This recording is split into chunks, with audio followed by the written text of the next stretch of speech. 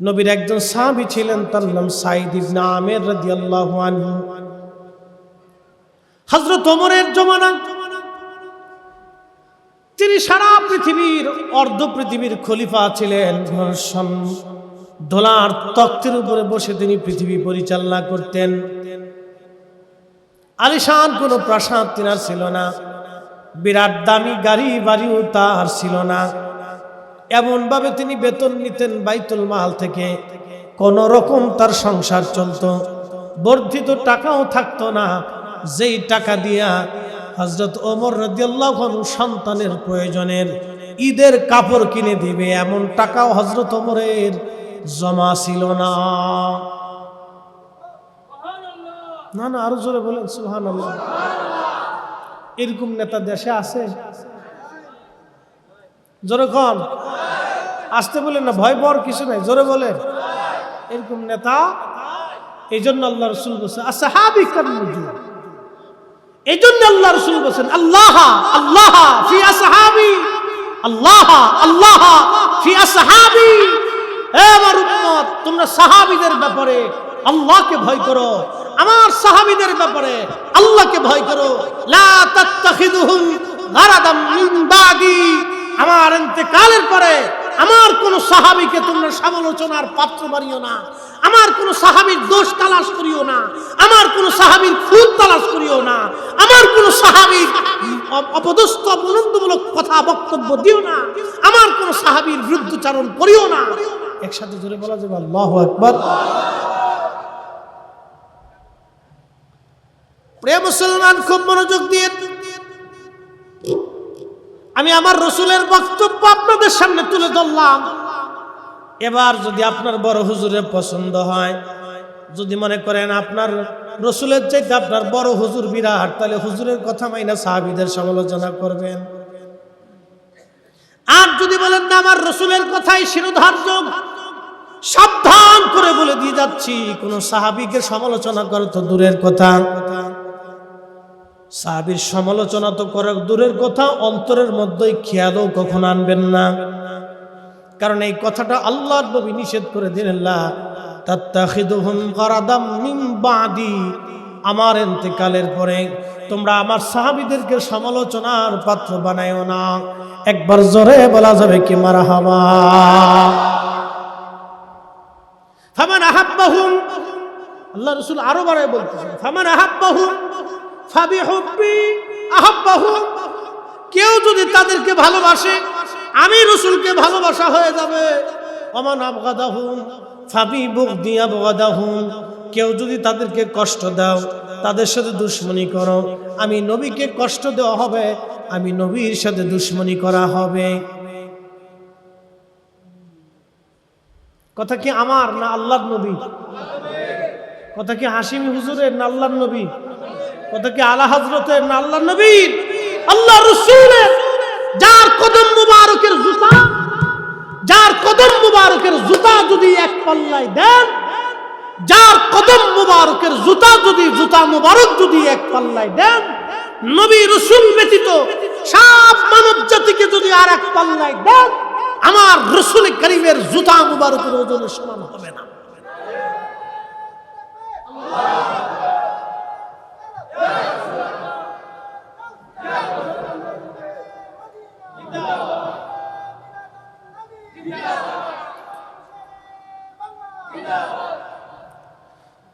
প্রিয় চট্টগ্রামবাসী, এটা কি কোন থানার ভিতরে পড়ছে? হাটহাজারীর ভিতরে পড়েছে। আচ্ছা, মাশাআল্লাহ। হাটার বাইজিৎ থানার হাটহাজারী বর্ডার আর কি। আসি যাক, তাহলে অসুবিধা। চট্টগ্রাম কই শেষে বাইজিদের লোক কবে হুজুর আমরার নাম কইল না, আবার বাইজিদের কথা বললে হাটহাজারীর লোক হুজুর আমরার কথা কইল না। তাহলে দুই থানার লোক যেহেতু আছে, তাহলে আমরা চট্টগ্রামবাসী খুব মনোযোগ দিবেন। আমি যে কথা বলছিলাম ইম্পর্টেন্ট। রাসূল কারীমের সাহাবী সাঈদ ইবনে আমির, তিনি হিমসের গভর্নর ছিলেন। আমি হাসরের মাঠে যাইতেছি, কিন্তু তাদের জীবনীটা তুলে ধরি। আমরা হুজুররা যদি ভোটে দাঁড়াই, তাহলে আমাদের দেশের মানুষ আমরা ভোট দেয় না। কি কয় জানেন? তো হুজুরগার আবার নির্বাচনের দরকার কি? হুজুরগার যে নির্বাচনের দরকার কি, এই যে এখন চুরি করার পরে বুঝতে পারছে। এই ঠিক কর না, কাজতে কর। উচিত কথার সমর্থন করাটাও এটাও জিহাদ। আরে কোন হুজুর যদি, কোন পীর সাহেব যদি এমপি হয়, মন্ত্রী হয়, জীবনে চুরি চিন্তা করবে না, এই চিন্তা মাথায় আনবেন না। কারণ আপনার টাকা নিয়ে কিয়ামতের ময়দানে আমি আল্লাহর সামনে দাঁড়াইয়া জবাবদিহিতা করব, এত শখ আমার জুটছে না, এত শখ আমার জুটছে না। এদেশের 18 কোটি মানুষের টাকা নিয়ে কিয়ামতের ময়দানে মামলার আসামি হব, এত শখ আলেম ওলামাদের হয় না। আল্লাহর নবী সাহাবী হিমসের গভর্নর ছিলেন হযরত ওমর রাদিয়াল্লাহু আনহু। চিন্তা করলেন, আমি হিমস থেকে ঘুরে আসি, জনগণের হালত আমি একটু জেনে আসি। হিমসে যখন তিনি আসলেন, তখন তিনি মসজিদে উপস্থিত হলেন। আগের গভর্নর আমির উমরা যারা ছিলেন তারা নামাজ পড়াইতেন। মসজিদে জুমাতে খতিব ছিলেন। প্রত্যেক জুমাতে উনি জনগণের সুযোগ সুবিধা অসুবিধা দেখতেন, শুনতেন, এবং তিনি প্রত্যেক জুমাতে তার রাষ্ট্রের কার্যাবলীর হিসাব বুঝাই দিতেন। আমার বাংলাদেশের প্রত্যেকটা সেকশনে যত সময় পর্যন্ত জবাবদিহিতা না আসবে, সরকারি কর্মচারী কর্মকর্তা আমলা তাদের সম্পদের হিসাব প্রত্যেক বছরে পার্ট টু পার্ট বুঝায় না দেওয়ার যত সময় জবাব দিতে না আসবে, তত সময় পর্যন্ত এই চুরি আপনি থামাইতে পারবেন না। এ দল চলে গেছে, আর এক দল আসবে, এও চিন্তা করবে মারি একটু মারি। ও মেরে দিয়ে 600 কোটি টাকার মালিক হয়েছে, আমি 1200 কোটি টাকার মালিক। এই জন্য জবাবদিহিতার আওতায় আনতে হবে সব সেকশনটাকে। জবাবদিহিতার আওতায় আনার পরে এটার নামই ইসলাম। হযরত ওমর রাদিয়াল্লাহু আনহু তিনি হিমসের জনগণকে ডাকলেন, মসজিদে উপস্থিত, জিজ্ঞেস করলেন, হে হিমসের বাসিন্দারা, তোমরা বলো, আমি যে গভর্নর তোমাদের জন্য নিযুক্ত করেছি তার সম্পর্কে তোমাদের অভিযোগ আছে কিনা? প্রকাশ্য তোমরা বলো। যদি অভিযোগ থাকে তাহলে এক্ষুনি তাকে আমি বহিষ্কার করে অন্য প্রশাসক দিয়ে আমি চলে যাব। চিন্তা করতে পারছেন মুসলমান কত সুখে ছিল সেই দিন, আর মুসলমান কি আদর্শের উপরে প্রতিষ্ঠিত ছিল সেই দিন। আপনাদেরকে একটা কথা বলি, কেউ যদি সারা রাত্র তাহাজ্জুদ নামাজ পড়ে, ইবাদত করে, জিকির ফিকিরে কাটায়, আর মানুষের হক মেরে দিয়ে কাবা ঘরে যেয়ে যদি জিয়ারত করে, আল্লাহর কসম করে বলি একটা সেজদাও তার আল্লাহর দরবারে কবুল হবে না। আপনি ঠিক বললেও ঠিক, না ঠিক বললেও ঠিক, কবুল হবেই না। কারণ ওর রক্তের ভিতরে বিষ মিশে রয়েছে। প্রিয় মুসলমান, হযরত ওমর রাদিয়াল্লাহু তাআলা আনহু জিজ্ঞেস করলেন, হিমসের জনগণ বলো, অভিযোগ কিছু আছে কিনা? বলে, আমিরুল মুমিনিন, আমাদের কয়েকটা অভিযোগ আছে গভর্নরের বিষয়ে। হযরত ওমর চিন্তায় পড়ে গেলেন। সাইদ ইবনে আমের রাসূল করিমের সাহাবী, নবী সাহাবীর বিরুদ্ধে অভিযোগ যদি হয় তাহলে তো পৃথিবীর ইতিহাস পাল্টে যাবে। চিন্তায় পড়ে গেলেন। তিনি বললেন, কি অভিযোগ বলো? প্রথম অভিযোগ হলো, আমাদের হযরতে সাইদ ইবনে আমের সকালবেলা কাজে আসেন, তিনি রাষ্ট্রের দায়িত্ব পালন করার জন্য উনি আসেন, কিন্তু ওনার আসাটা দেরি হয়ে যায়। উনি কেন দেরি করে আসেন তার জবাব আমরা চাই। হযরত ওমর বললেন, সাইদ ইবনে আমের, আপনি জবাব দিয়ে দেন, আপনি রাসূলুল্লাহ সাহাবী, আল্লাহর হাবিবের সাহাবী, আপনি সুন্দর জবাব আপনার কাছ থেকে আশা করি। সাইদ ইবনে আমের রাদিয়াল্লাহু আনহু বললেন, আমিরুল মুমিনিন, বিষয়টা গোপন রাখতে চাইছিলাম, কিন্তু প্রকাশ করতেই যেহেতু হবে, নতুবা জনগণ আমাকে সন্দেহ করবে। আমিরুল মুমিনিন শুনেন, আমি যদিও হিমসের গভর্নর, কিন্তু আপনি তো জানেন আমি বাইতুল মাল থেকে সামান্য বেতন নেই। গভর্নরের দায়িত্বের কোনো বেতন আমার নাই। আমি অত্যন্ত হীন দরিদ্রতম জীবন যাপন করি।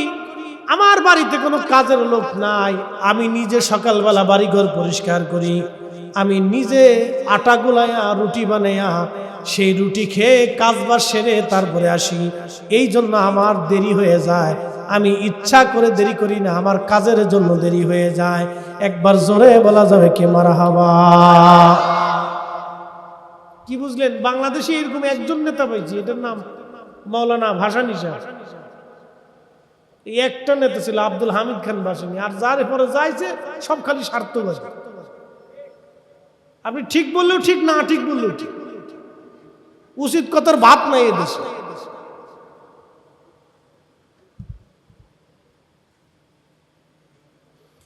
প্রিয় ভাইরা আমার,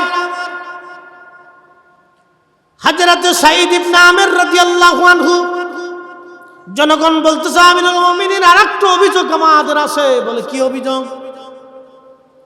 অভিযোগ হলো আমরা দিনের ভাগে তাকে কাজে পাই, কিন্তু রাত্রিবেলা ডাকলে সে সাড়া দেয় না। রাতের বেলা ডাকলে সে সাড়া দেয় না, কারণ কি বুঝলাম না। লোকেরা বলল এর প্রশ্নের জবাব আমাদেরকে দিতে হবে। হযরত ওমর বললেন সাঈদ ইবনে আমির জবাব আপনি দিয়ে দেন। সাঈদ ইবনে আমির বললেন হুজুর, আমি চাইছিলাম গোপন রাখার জন্য, কিন্তু গোপন আর রাখতে পারলাম না।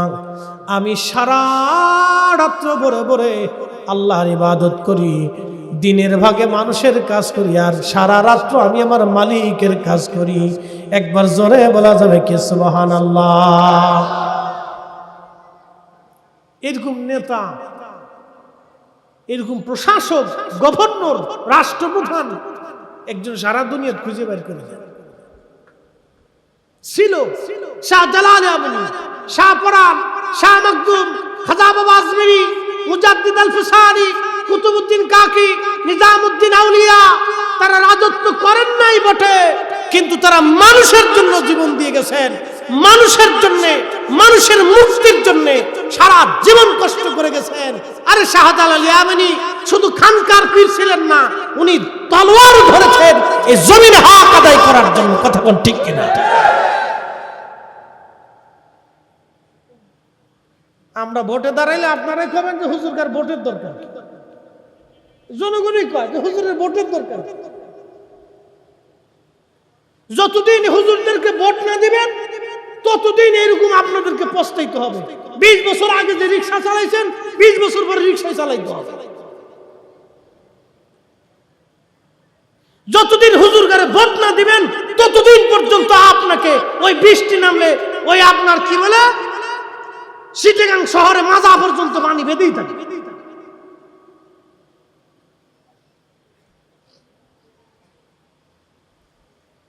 প্রিয় মুসলমান, মন খারাপ করবেন না। আমাদের দরকার ভালো মানুষ। কি কথা বল না কেন? আমাদের দরকার কি মানুষ? ভালো মানুষ। রাজনীতি হলো মানুষের জন্য। রাজনীতির অর্থ এটা না যে আমরা খুনাখুনি করবো, গুড়াগুলি করবো, মারামারি করবো, কাটাকাটি করবো, এটা না। রাজনীতির মূল থিমটা হলো মানুষের উপকারের জন্য, কিন্তু চেঞ্জ হয়ে গেছে বিভিন্ন কারণে। যাই হোক বন্ধুগণ, আমি মূল আলোচনায় ফিরে যাচ্ছি। লোকেরা বলল হুজুর আরো একটা অভিযোগ আমাদের আছে। বলে কি অভিযোগ?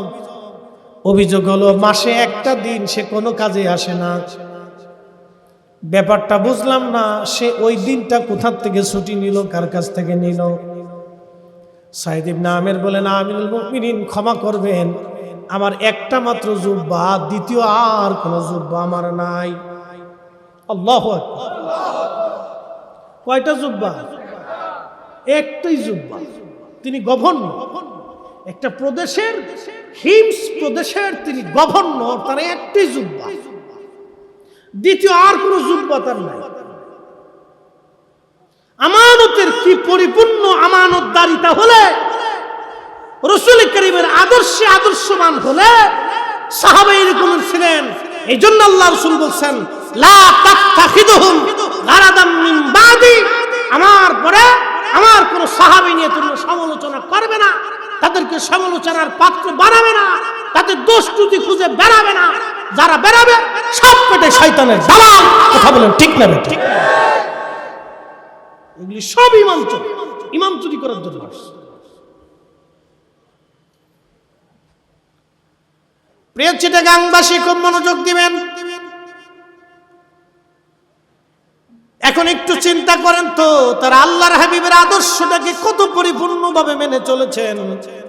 পক্ষান্তরে যারা এর বিপরীত হবে, জনগণের সম্পদ যারা মেরে খাবে, তাদের ভয়াবহ পরিণতি কি? সামনের দিকে যাইতেছে। সুপারিশ কার জন্য হবে আর কার জন্য সুপারিশ হবে না, সেটাও আজকে বলে দিয়ে যাব। আল্লাহ রাসূলের আরেকজন প্রসিদ্ধ আশিক ছিলেন, তার নাম ওমর ইবনে আব্দুল আজিজ রাদিয়াল্লাহু আনহু। মুসলমানদের প্রথম মুজাদ্দিদ ছিলেন তিনি।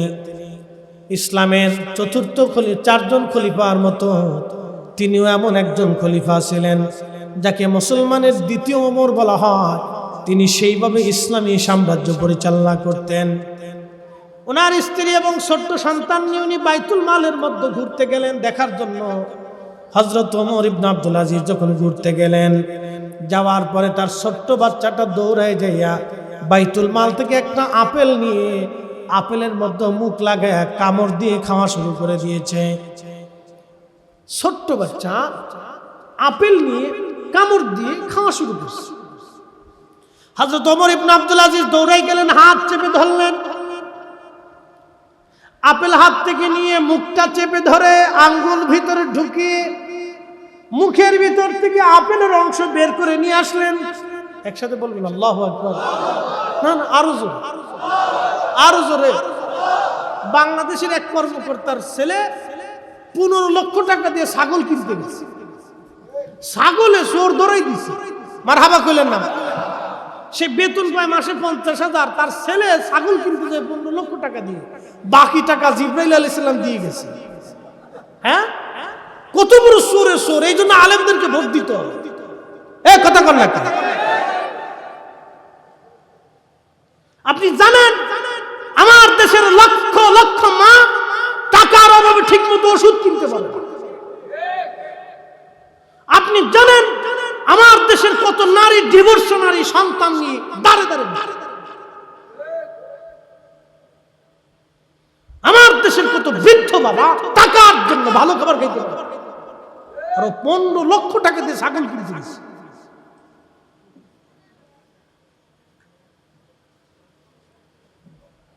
কর্মকর্তার ছেলে 1 কোটি টাকার গাড়িতে চলে, টাকা মনে হয় সব ফেরেশতারা দিয়ে গেছে। প্রিয় মুসলমান, এগুলি অন্যায়, এগুলি জুলুম। মানুষের সাথে জুলুম, গরিবের সাথে জুলুম, অভাবীর সাথে জুলুম, দুস্থের সাথে জুলুম, এতিমের সাথে জুলুম, বৃদ্ধ লোকের সাথে জুলুম, বৃদ্ধার সাথে জুলুম। আল্লাহর কসম করে বলি, এই জুলুম যারা করবে কিয়ামতের ময়দানে আমার রাসূলের সুপারিশ তাদের নসিবে হবে না, হবে না, হবে না। আসতেছি, হাসরের মাঠে চলে যাচ্ছি। হযরতে ওমর ইবনে আব্দুল আজিজের স্ত্রীর নাম ছিল ফাতেমা রাহিমাহুল্লাহ। তিনি বললেন, স্বামী আমার, ছেলেটা একটা না বুঝে আপেল খেয়ে ফেললো, কামড় দিয়ে মুখে দিয়েছে, আপনি মুখ থেকে বের করে নিয়ে আসলেন, আপনি কষ্ট না দিলেও তো পারতেন। তখন হযরত ওমর ইবনে আব্দুল আজিজ জবাব দিলেন, বিবি রে, আজকে আমার ছেলেটা বাইতুল মালে জনগণের চাইতে এই কষ্টটা সহজ, কিন্তু হাসরের ময়দানের কষ্টটা বেশি ভয়াবহ হবে। একবার জোরে বলা যাবে কি আল্লাহু আকবার?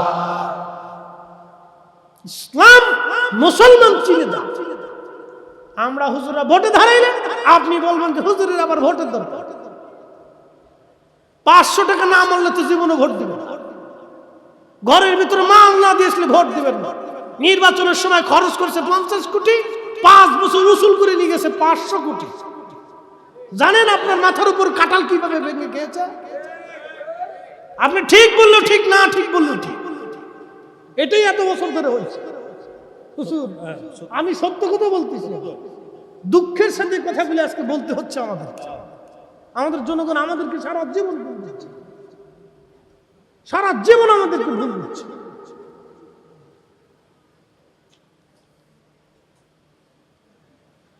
নির্বাচনে খরচ করছে 100 কোটি, সে টাকা চুরি করে নিয়ে গেছে 5000 কোটি।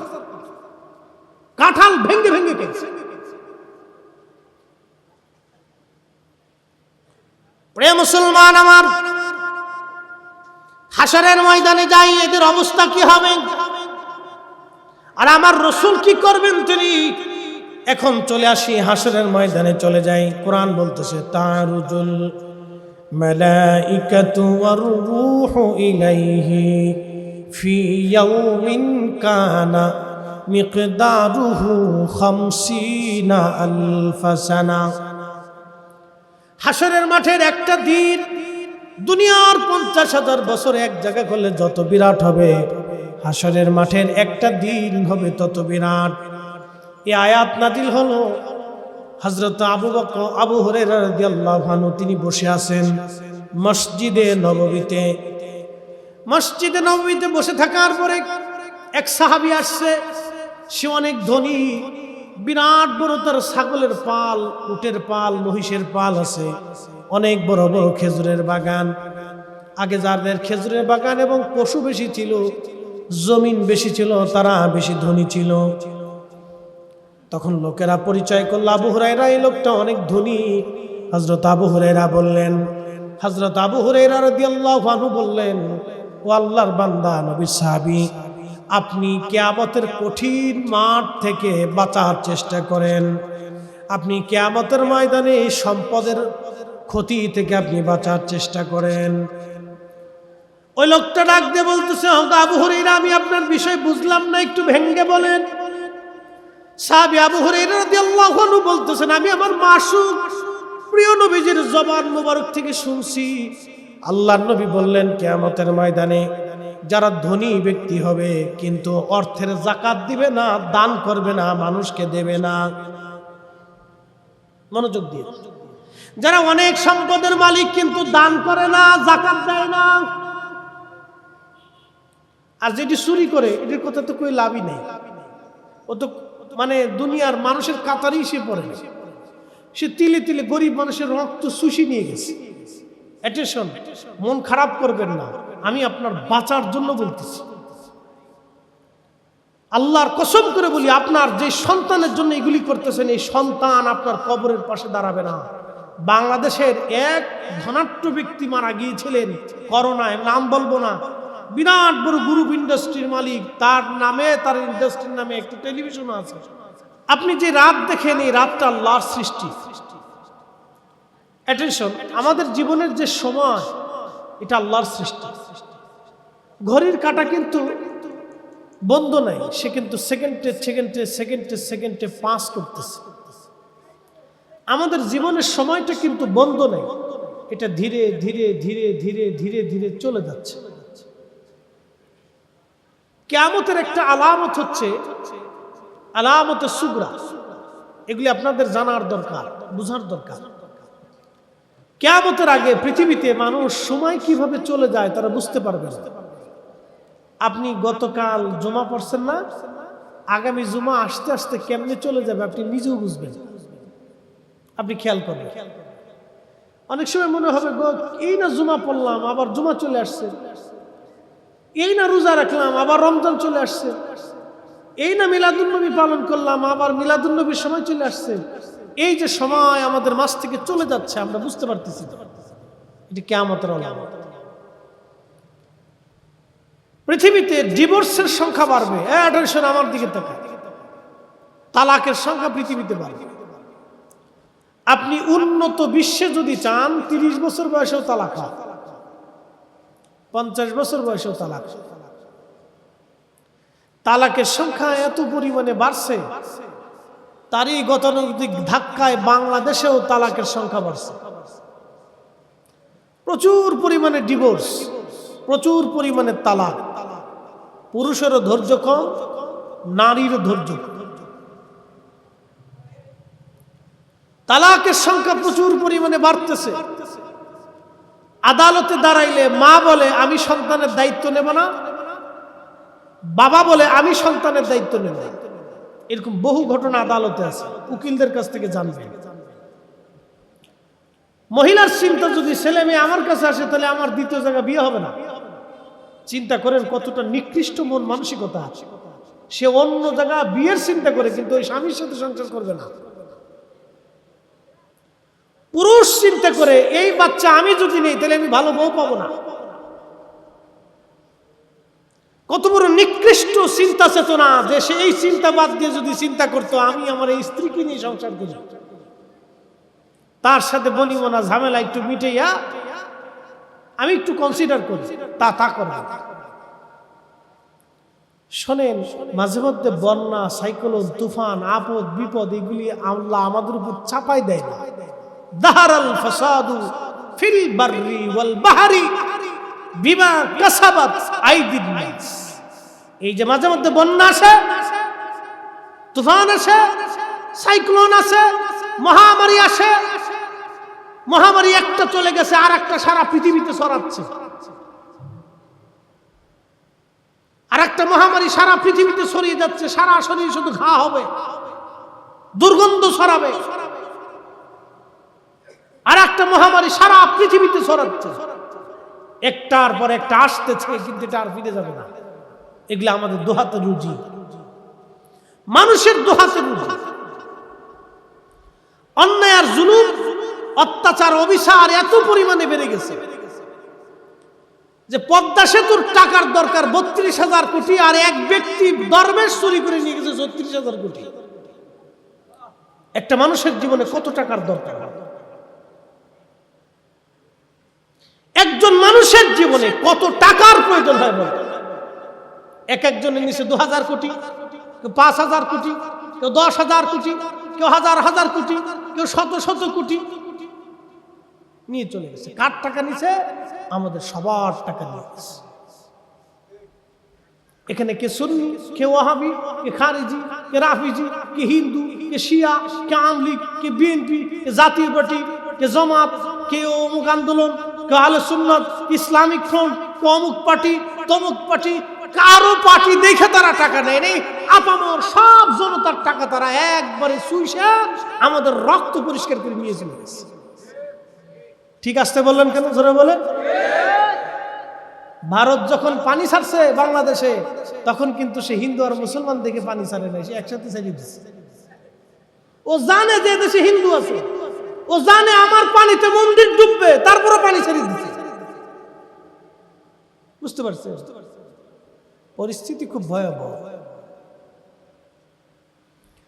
প্রিয় উপস্থিতি,